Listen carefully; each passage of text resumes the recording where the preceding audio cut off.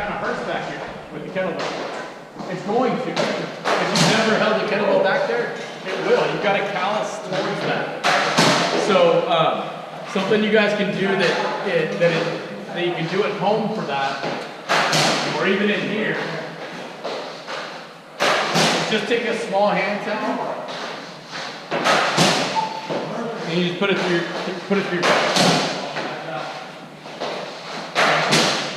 So if that's killing the back of your wrist, you can do this, and then what I would do is over time, make that smaller and smaller to where you don't need it, okay? But it is one of those things you gotta callus to, so it goes away over time. Guys, before we go into our last two movements, I always like to tell people this about Turkish Kettlebell too. I think it's pretty neat to know a little bit about history.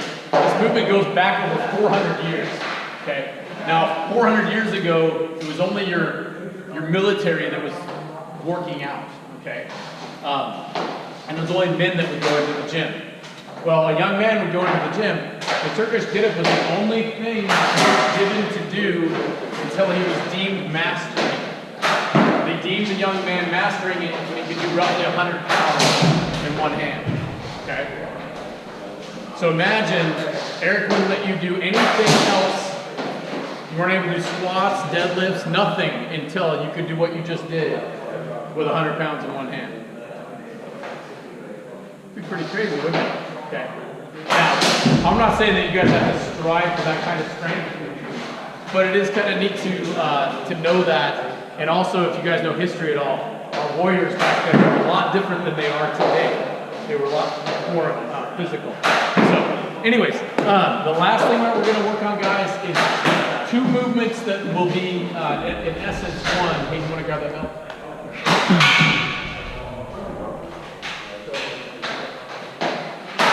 So this is going to build off of our deadlift. It's also going to build a little bit off of what we just did with the Turkish Kettlebell. What we're going to work on is a clean and press. So Hayden's going to get right over the top of his kettlebell. The clean is this. He's going to bring the kettlebell to the rack ready. So clean. Go ahead, press it. And then the press.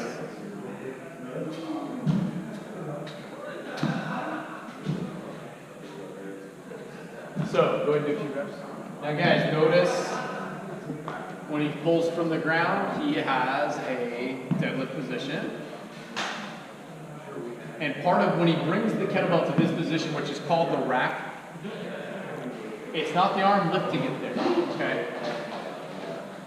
And what he's doing for the clean is he's not just standing, he's coming up a little bit more aggressively. It doesn't look like that because it's a little bit lightweight for him. But it's the hips that are going to drive the movement. Your arm is going to guide it to this position, okay? So let's go back to some smaller kettlebells, guys. You might need to partner up a little bit on this. So let's make sure we've got below 20 pounds, guys, on the kettlebell.